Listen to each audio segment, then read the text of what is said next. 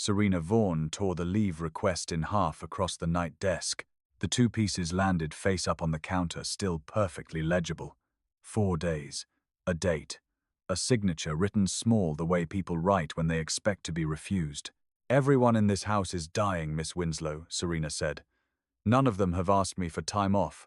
2 night aides found something to study on the floor. The desk clerk typed one word and deleted it. Somewhere down the east corridor, a call bell rang and stopped on its own. 34-year-old plus-size night nurse Norah Winslow, 5 weeks into an agency contract at Ardenne House, picked up both halves and folded them into her apron pocket. "Who has the east corridor tonight?" she asked. "You do. Then I should go." She went. She did not raise her voice, and she did not look at anyone in the room, and that was the first thing about her that anybody there would remember later. At the lift, she stopped and came back. She asked the clerk very quietly whether there was any way to draw Friday's pay early. The clerk checked. The clerk stopped checking and looked at the screen a moment too long. "There's a hold on your file." "Since when?" "It doesn't say." The linen room at Ardenne House was the only place on the ground floor with a door that closed properly. Norah stood between the shelves at 1:12 in the morning with her phone against her ear. A night sister in Kestrel Bay was explaining kindly and at length what a person's breathing sounds like when it is changing. "How long?" Norah said. "I wouldn't wait. Love." The last flight north had gone at 9. The coach left at 6 in the morning. 11 hours. £61.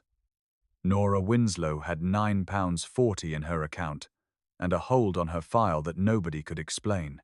She said it into the phone before she could stop herself. "My mother is dying and I can't get there." Her voice went on the last word. Not loud. It simply stopped holding weight the way a shelf does. The door was open. It had been open the whole time. The man in the doorway did not come in. He was in a dark coat, and he had been standing in the corridor for some time. He was also the reason the desk clerk had gone very still 10 minutes earlier, without knowing why. "How far?" he said. 11 hours by road. "And by air?" She turned around. "There isn't a flight until 3 tomorrow afternoon." "I didn't ask about flights." He was already looking at his watch. Then he looked at her, and he said the sentence that would run through Ardenne House by morning, repeated wrong by everyone who had not been there. "We're going together." She had no idea whose coat she was about to be wearing. She had no idea that the quiet man in the linen room doorway was the one man in the city that nobody in it had ever finished refusing. Nobody at the night desk moved. Not the clerk, not the 2 aides, not the security officer by the entrance who had straightened up without deciding to. Ronan Castellano crossed the lobby of Ardenne House at 17 minutes past 1 in the morning on the 11th of November.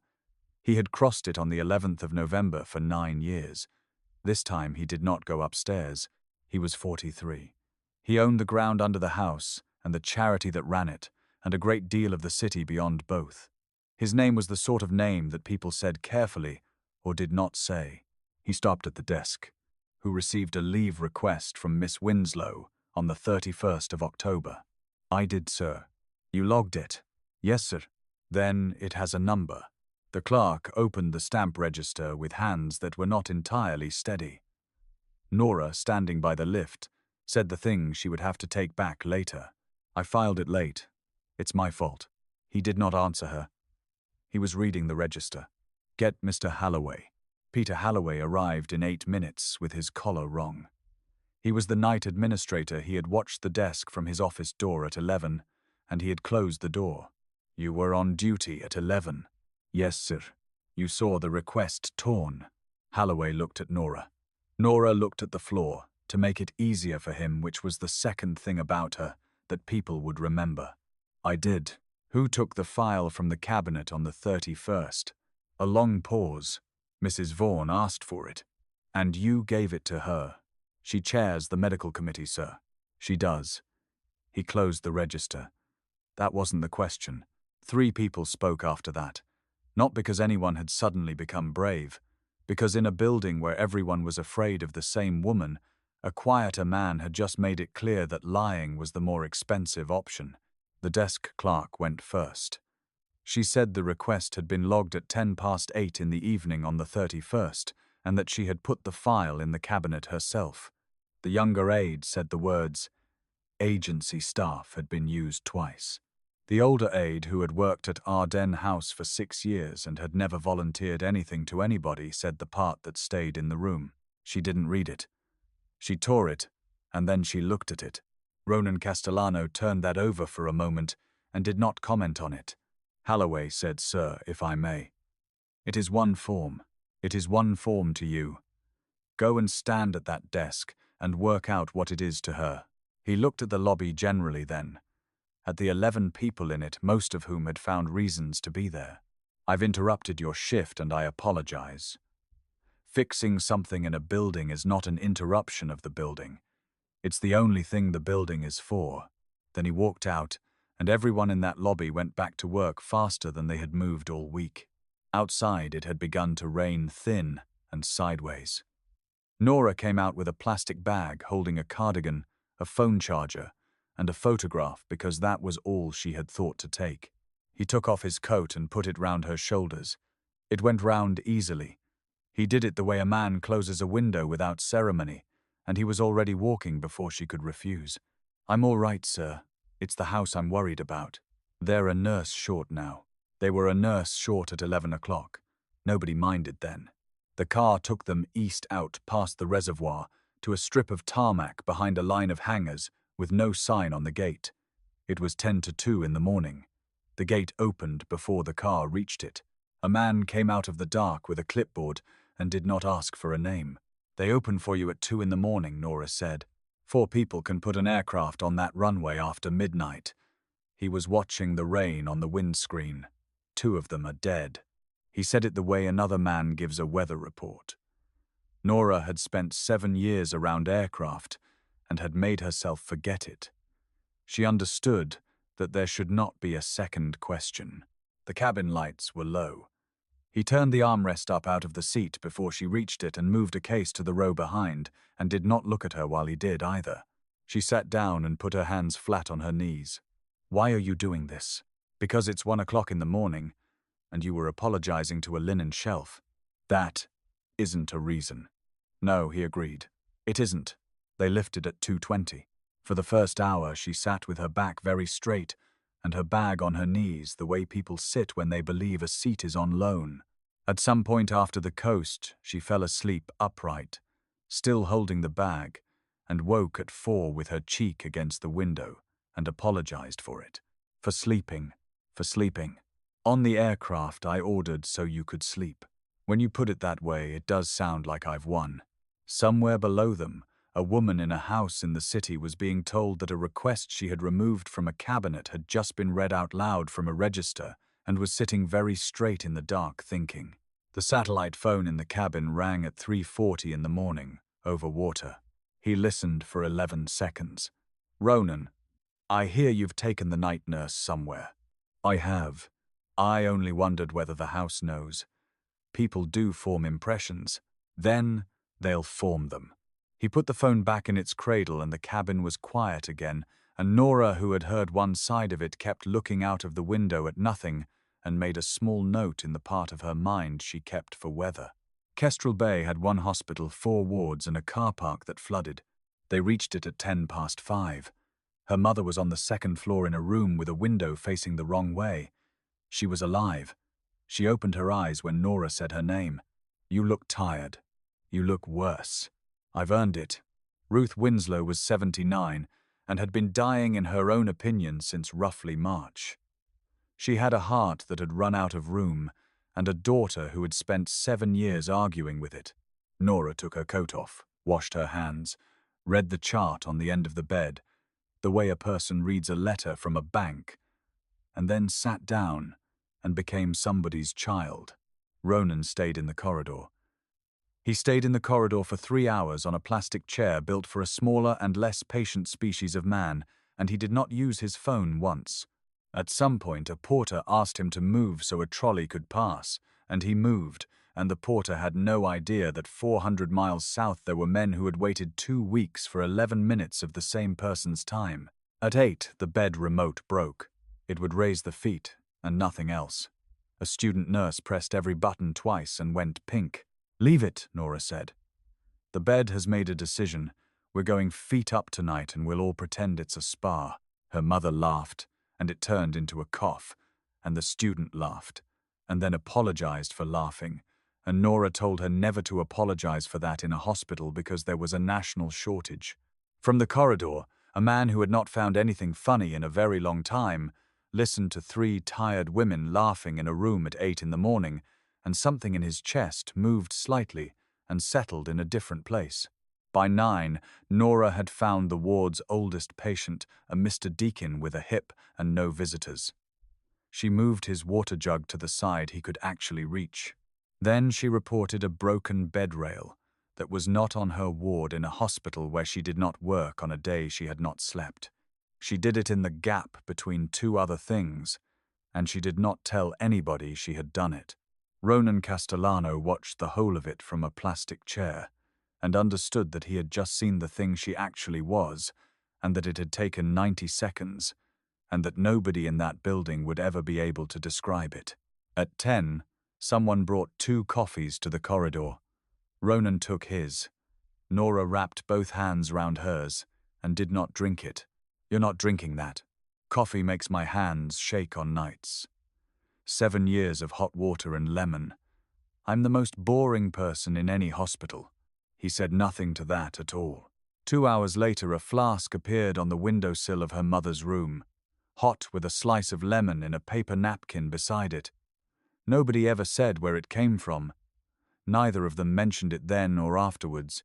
At noon, he was telling her about a decision on the house budget when she reached over and pushed his cuff back and put 2 fingers on his wrist. She kept talking.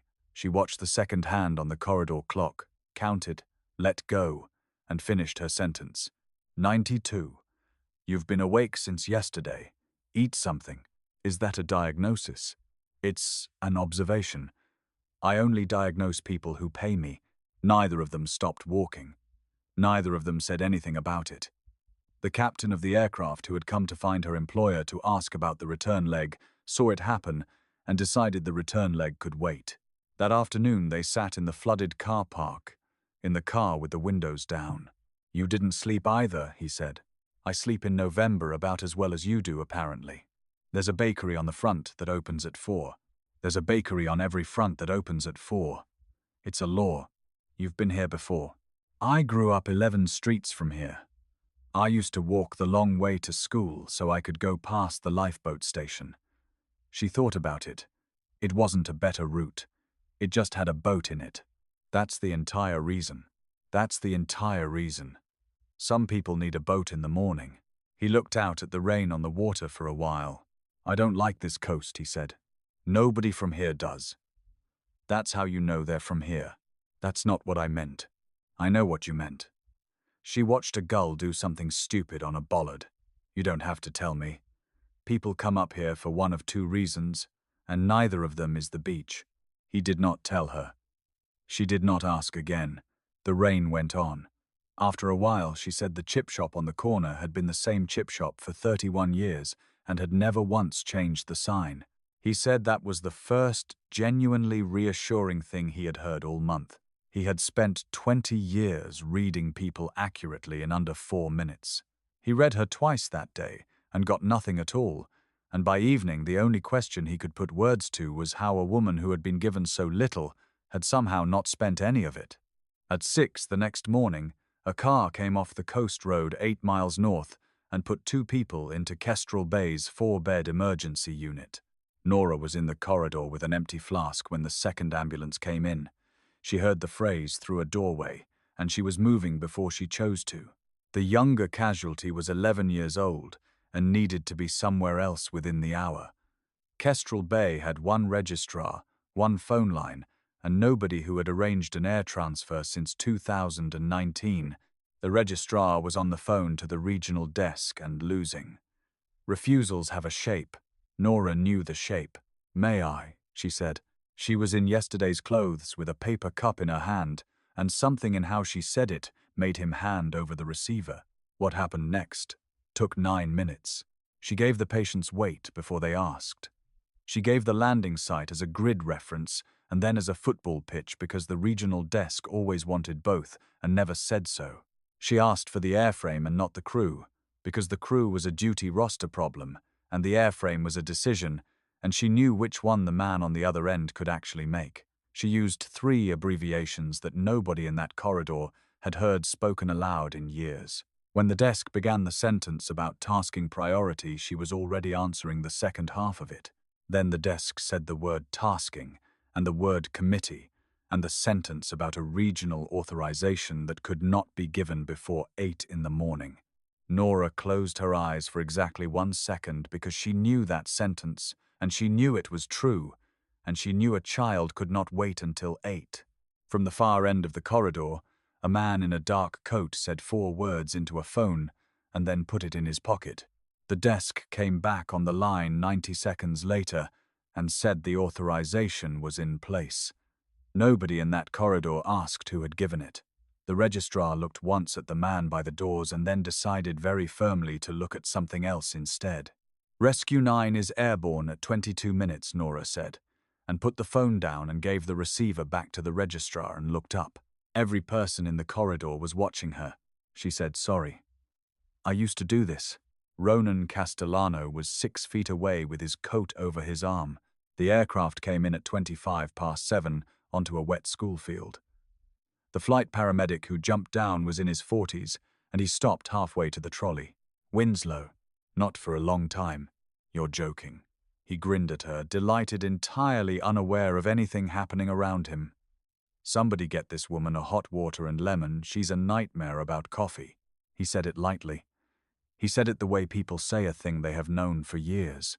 Ronan Castellano did not move. He simply stopped saying anything at all and stayed that way, and the aircraft captain who had flown him for 6 years noticed and stayed well out of it. After the aircraft lifted, Norah went back up to the 2nd floor and washed her hands for a long time. Ronan said from the doorway, "You didn't hesitate." "I did. For about a second. I hoped somebody else would." "Why?" "Because when you pick it up again, you find out whether you were ever any good or whether you were just somewhere at the right time." She dried her hands. "It's easier not to know." He said something to her then quietly in a register that nobody who worked for him would have recognized as belonging to him. The captain heard it from the stairwell. "9 years I've flown that man," she said afterwards, to nobody. "He's never once told anybody they did well. He did not sleep that night. Not because a woman had run an air transfer out of a corridor with a paper cup in her hand. Because a paramedic he had never met had known without being told how she takes her tea. That night he sat in the hotel and did not call the confidant because there was nobody to call. He called his lawyer instead. What came back at 2 in the morning was paper, and paper has no warmth in it at all. A nursing registration in the name of Norah Ann Winslow lapsed. A regional health authority citation from 11 years earlier framed language a coordinator commended for reducing the average time from call to airborne across a county by 19 minutes. An annual report from the Castellano Foundation, 8 years old, in which the regional aeromedical coordinator was thanked by name on page 40 for her assistance in establishing the Thalia service, his own foundation. His sister's name and her name on the same page 8 years ago. And he had signed the foreword. There was no personnel note. There was no complaint. There was a lapse and a gap 7 years wide and then an agency contract for night shifts at 42 hours a week. He read page 40 of his own annual report 4 times. The paragraph was 6 lines long, and it thanked her without a job title in the way that reports thank people who did most of the work. He looked for the rest of it, and there was no rest of it. There was no photograph. There was no interview, no profile, no professional network entry, no line anywhere connecting the coordinator on page 40 to a woman on nights at Ardenne House. She had not hidden it in the sense of lying. She had simply stopped writing it down everywhere for 7 years until the paper had agreed with her. Nothing on paper explained why. The next afternoon her mother was awake and sharp and bored, which in Ruth Winslow was a single condition. Norah had gone down to argue with the pharmacy. Ronan brought a chair to the bed because the woman had asked him to in the tone of somebody who had spent 40 years being obeyed by larger men than him. "You're the one with the aeroplane." "Yes." "And the lamp." He did not answer that. "Overhead light hurts her eyes." "Not mine," Ruth said. "She's never once said so to a soul. She just turns them off in other people's rooms and gets called strange for it." She adjusted herself against the pillow. "Do you know what she gave up?" "I know what she used to do." "That isn't the same question, and you knew it when you sat down." Ruth Winslow looked at him with the flat clarity of the very ill. "Everyone asks what she gave up. Ask what she got. 7 years of me. That's the whole list. And she'll tell you it was a fair trade. And the terrible thing, Mr. Castellano, is that she means it. She could have kept the job. People manage both. People with money manage both." Ruth said it without heat as a fact about arithmetic. She had a stroke to nurse and a salary that would have paid for exactly enough care to do it badly. She said she wasn't going to do the most important work of her life to a standard she'd have sacked somebody else for. That sounds like her. "It sounds like an idiot," said Ruth Winslow, and her chin went, and she got it back under control inside 2 seconds. "Do you know what she did the week she resigned? She made a spreadsheet. 7 years of my medication in a spreadsheet color-coded. And she has never once let me see the column with the money in it. Why does she never say what she was? Because she thinks a title is a door somebody else is holding open." The old woman closed her eyes. She'd rather find out if she can knock. She was asleep in under a minute. He sat in the chair a while longer. He had assumed for 2 days that she was hiding a career because losing it had shamed her. He had that entirely backwards. She had put it down carefully the way you put down something that still works. And she had never once come back for it. And not because she was ashamed, because everything she was given after that, she wanted to have been given to the woman standing there. The house was different when she came back, and not in a way anyone would put in writing. Conversations ended when she reached them. 2 aides who had eaten lunch with her every Tuesday now ate at 12:30. The kitchen still smiled.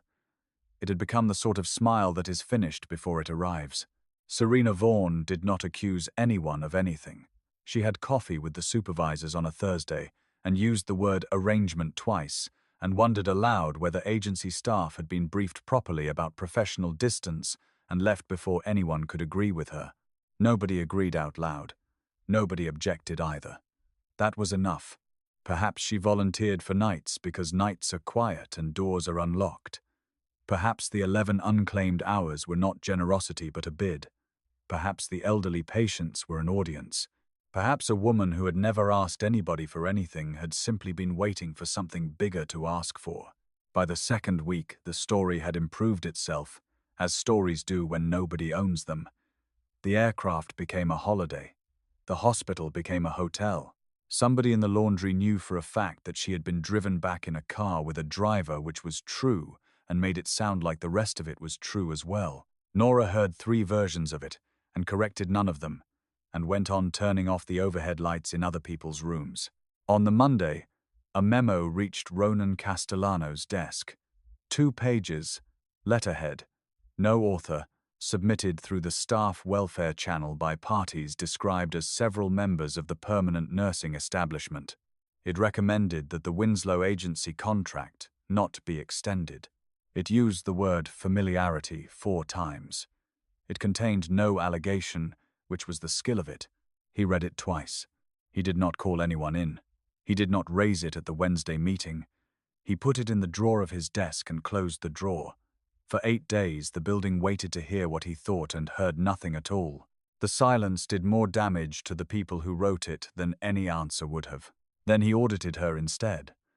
6 weeks of shifts, handovers, medication rounds, incident reports. There was nothing. There were 42 hours a week, an unbroken drug record, 11 extra hours unclaimed, and a note from a family thanking a night nurse whose name they had misspelled. He sat with it for a while. A file that clean in a woman that tired is not the record of someone building a case for herself. It is the record of someone who had decided years ago that she would never again be in a position where anybody could take anything off her. Not because she expected to be attacked, because she had already lost the argument once quietly to nobody and had built her whole working life so that it could not be lost twice. At 4 in the morning on the second Thursday, she wrote her resignation on the back of a spare-duty roster because the office was locked and it was the only paper in the building. She wrote it in 11 lines. She thanked the house. She apologized for any disruption. She did not defend herself anywhere in it. And reading it back was the worst part because she saw that she had written it the way she wrote everything, as though the trouble had been hers. She folded it into 4 and put it in her pocket and worked the rest of the shift with it there. He found her at 6:10 on the fire stairs between the second and third floors, sitting on the step with the paper in her hands. He did not sit down, and he did not comfort her, and he did not leave. He stood on the landing and waited. "It's not the memo," she said eventually. "I know. I've sat with people while they died. 40-something I stopped counting. I have never once let anybody do it on their own." Her voice was completely steady, which made it worse. "Everyone in this building knows I'll come. Not one of them has ever asked me where I go afterwards." He said nothing. There was nothing that was not smaller than the sentence. Then a call bell went off on the third floor, and she looked up at the ceiling, and something in her face reorganized itself into a woman with a job.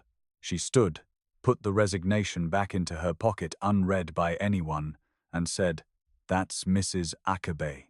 She does that when the radiator clicks." She went up.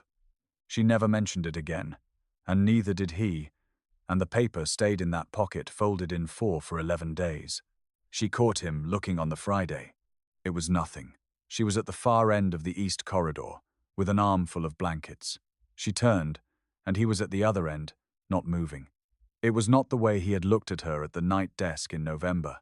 She looked away first. She got almost nothing done for the rest of the day, and she was furious about it. On the Sunday, they stood at the window on the third floor landing where you can see the reservoir. Neither of them had a reason to be there. Neither of them left for a long time, and nothing whatever was said, and the radiator clicked twice. Edith Marlowe had run the Foundation archive in the basement for 19 years and knew exactly what the building was doing. "You're saying nothing," she said when Norah came down. "There's nothing to answer. Nobody's said a word to my face. That's rather the point of it, dear." "I know." Norah put the file back on the trolley. "But if I start explaining myself, I'll never stop, and they'd only listen for a fortnight." Edith watched her go and said to a room full of paper that they were working very hard to prove she was performing, because the alternative was that she simply was like that, and that would require a number of people to think about themselves. They met in the Foundation boardroom on a Tuesday morning at 9. 7 people.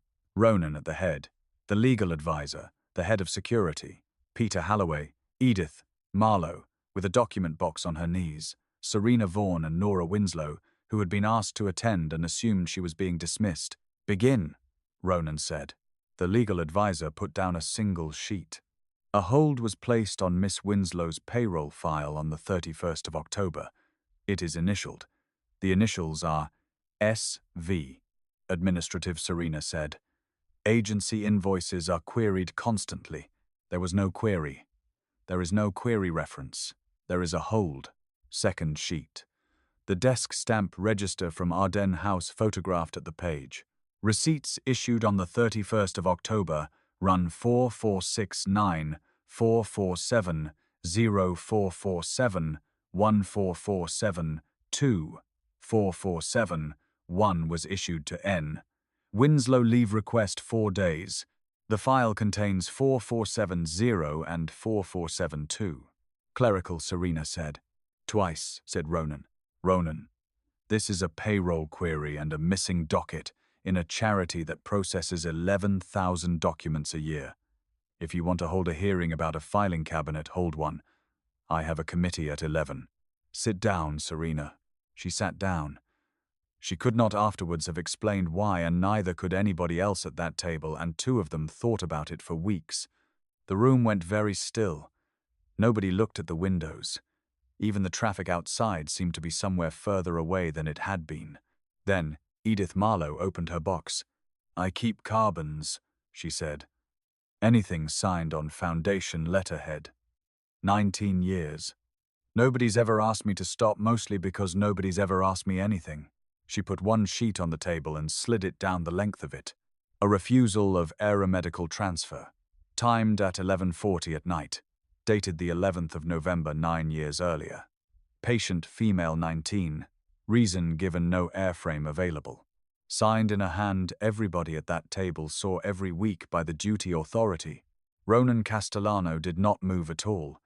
He had spent 9 years believing it had been the weather. The legal advisor said, "For the record, Miss Winslow, why were you in the archive at all? I was asked to write the night transfer procedure for the house. There wasn't one. Nobody writes a procedure without reading how the last 19 years of refusals were handled." She kept her hands still. "I asked Mrs. Marlowe for the refusal file on the 30th of October. She gave it to me on the 31st. Nobody said anything for a moment because every person at that table had just done the same arithmetic and it had come out the same way. The 30th. The 31st. A torn form and a hold on a payroll file and a woman who could not afford a coach ticket 11 days later. That is a routine document," Serena said. "It is," Norah said. It was the first time she had spoken since the arithmetic. "May I ask 3 questions?" Ronan said yes. Norah did not stand up. She put her hands on the table. "Where was the aircraft at 11:40 that night?" "On the ground. Unserviceable." "Which fault?" "I have no idea. It was 9 years ago. The declaration doesn't say either. It's the only refusal in that box without a fault code." She let that sit. "Second question. Who signed the return to service the next morning?" Serena Vaughan said nothing for 4 seconds. "The engineers, presumably. There isn't one. If an airframe is declared unserviceable at night, it cannot fly again until somebody signs it back.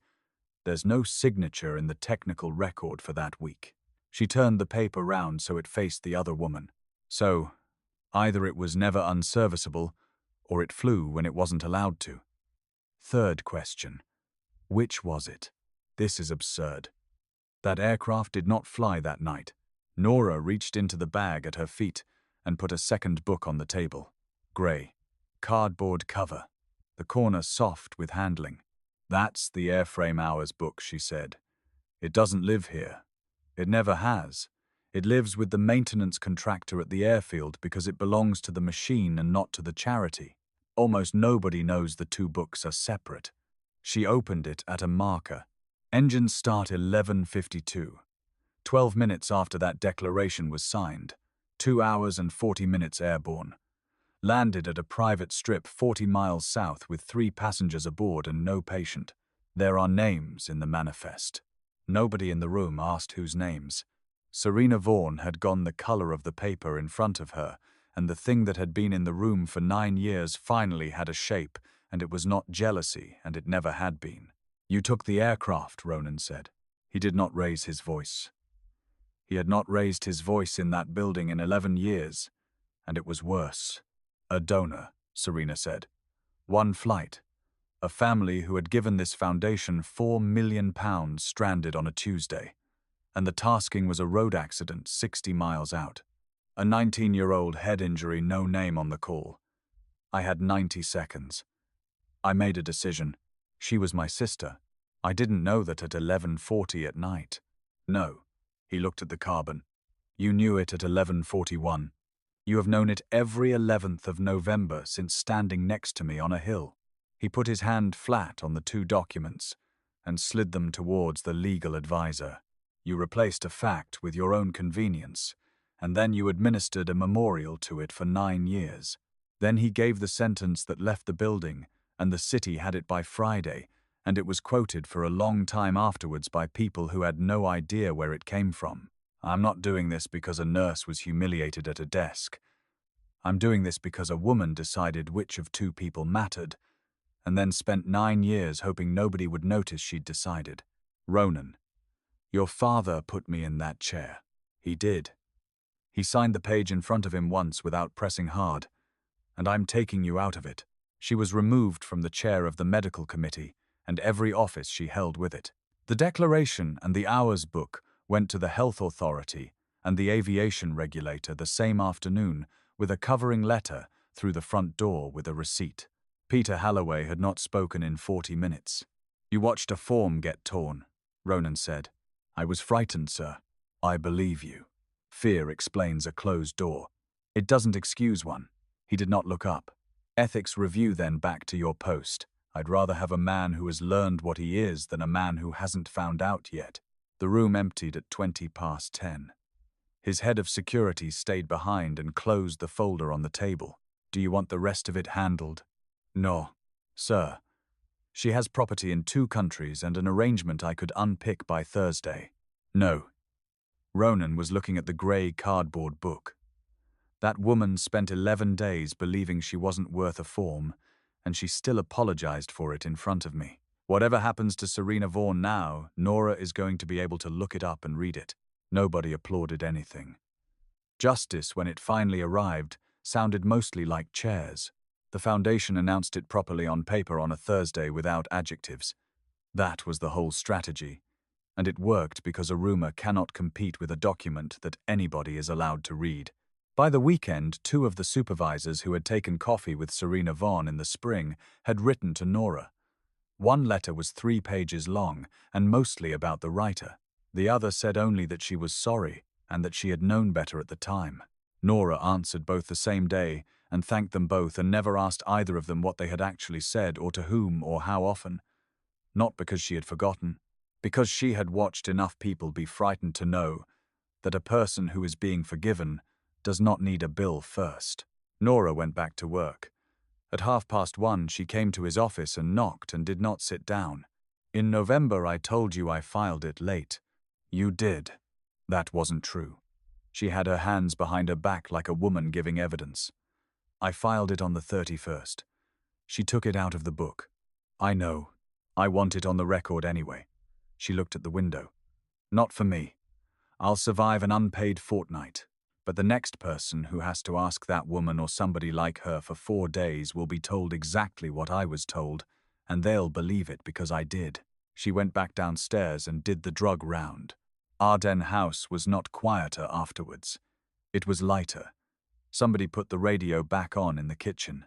Peter Halloway carried his own boxes to the 2nd floor, and nobody made a joke about it, which was its own kind of forgiveness. A fortnight later, she was called to the foundation office at 11 in the morning and spent the 2 hours beforehand quietly assembling all the reasons she was about to be let go. The office was smaller than she expected. Books, a wall of charts, 1 photograph of a girl on a horse, nothing decorative anywhere, and nothing that had cost money for the sake of it. He pushed a folder across. "The Talia service has had no clinical director for 4 years. It has a chairman, a fundraising committee, and an aircraft, and it is not as good as it was 8 years ago. I would like you to run it." Norah did not open the folder. "You should know I'm not registered anymore. I know exactly what you are. Then you know that whatever I could do in 2018 I can't legally do now. I'd be a name on a letterhead. I've spent 7 years not being one of those. You ran a transfer out of a corridor in Kestrel Bay in 9 minutes with a paper cup in your hand, which was illegal, and I'd do it again, and that's rather my point. 11 years ago you took a county's call to airborne time down by 19 minutes. There are people walking around this city because of 19 minutes. He did not raise his voice and he did not look away. You trained the 2 coordinators who are still doing that job. Both of them said the same sentence to my office last week, and neither knew the other had been asked." She looked at her hands. "That was a long time ago." "It was. The competence didn't expire because your registration did. One of those is a fact about you and the other is a fact about a database. 7 years is a long time to be away. So is 9 years of not laughing," he said. "It comes back all at once and then you're embarrassed about the noise." She laughed before she could decide not to, and it broke something in the room that had needed breaking. He sat back. "What do you want?" She was quiet for a moment. Then she said something that cost her more than anything else in the whole business had. "I'm going to ask you for something. I'll be bad at it. I've had no practice. Go on. Hold the job for 6 months." She said it fast. "I'll re-requalify. There's a return to practice course 410 hours, and I'll do them in the dispatch room here at night, unpaid on top of my shifts. If I still want it in 6 months and you still do, we'll talk then. If I'm slower than I was, I'd rather find that out myself than have you find it out for me. And the second thing, she looked at him surprised. There's always a second thing, he said. You've been holding it since you came in. My mother's home in Kestrel Bay is 11 hours away. There's a place 4 miles from here that would take her. She lifted her chin very slightly. At the going rate. Out of my wages. I'm asking you to make the phone call because you'll get an answer in a day, and I'll get one in 4 months. That's the favor. That's the favor. Then that's the smallest thing anyone has asked me for in 9 years. He picked up his phone. It'll be done by 6. She stood up to go and stopped at the door. 6 months, she said. And I don't want anybody told you offered it early. Why? Because in 6 months, I want to be the boring choice. Nearly a year later, on a Tuesday in October, the Thalia service moved 11 patients in 9 days, which was more than it had moved in the whole of the previous spring. None of what she changed was impressive to look at. 2 books instead of 1 on every airframe, cross-checked nightly. A refusal form that could not be submitted without a fault code, because a computer will simply refuse to go on, and computers are not frightened of anybody. A rule that any refusal signed after 10 at night was read the next morning by a second person who had not been on duty. She was still first through the door before 6. She still turned off overhead lights in other people's rooms without saying why. She had a different title, and that was the only thing about her that anybody could point to as different. Ruth Winslow had been 4 miles away since December, in a room with a window facing the park, and had opinions about the food, the staff, the park, and her daughter's hours. She had lived long enough to see a thing she had stopped expecting to see, and she mentioned it roughly once a fortnight and always sideways. On the night of the dinner, Norah got ready in the staff cloakroom because she had come straight off a late handover. She stood in front of the mirror for about 8 seconds, fixed one earring, and went out. That was the whole of it. She did not look for anything, and she did not check anything, and she could not have told you when she had stopped doing that, because it had not been a decision. She had simply been busy for a very long time, and the habit had gone off somewhere without her, and she had never once thought to go and find it. In the last week of October, the Foundation held its annual dinner in the long room on the ground floor. It was the same room in which a memo had once been written by several members of the permanent nursing establishment. The room looked much the same. Same tables, same bad chandelier.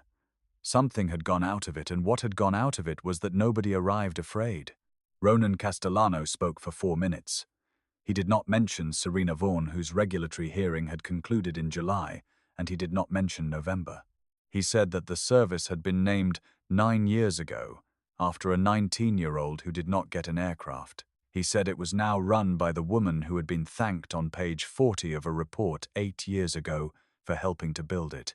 He said she had then spent 7 years nursing her mother. He said she had never once mentioned either fact to anybody in the building. The room stood up. It went on longer than was comfortable. They did not stand because a woman had been given a title. They stood because a great many people in that room had been quietly ashamed for 11 months and had finally been handed somewhere to put it. Edith Marlowe clapped with her hands above her head, like a woman at a football match, and Peter Halloway, 3 tables back, clapped until his palms hurt. Norah Winslow stood in a green dress she had chosen because she liked it in her own body in a room full of people who had once stopped talking when she entered it. She thought about none of that. She was watching the door for a colleague who was late. Later, when the caterers were stacking chairs and the chandelier was down to half, they were the last 2 in the room. "I saw you at 9:30, she said. "You were checking your watch." "I was. Nobody's ever been able to make you stay at one of these for more than an hour." "No." They stood there. Someone dropped a tray in the kitchen and swore, and neither of them turned round. "Norah," he said, "have dinner with me. Not here. Not about the service." She did not answer. She looked at the empty room for a while, at the tables and the chairs going up, and then she asked him a question instead. "The 11th is in 3 weeks. It is. Do you still go up to the hill on your own? He was a long time answering. I always have. Then that's my answer. She took his hand before he could offer it and held on and did not hurry. We're going together. Some rooms change because the furniture is replaced. This one changed because a woman kept walking into it at the same speed, in the same body, with the same voice, until everybody in it ran out of reasons. Power arrived first and made people quiet. She arrived second and made them honest.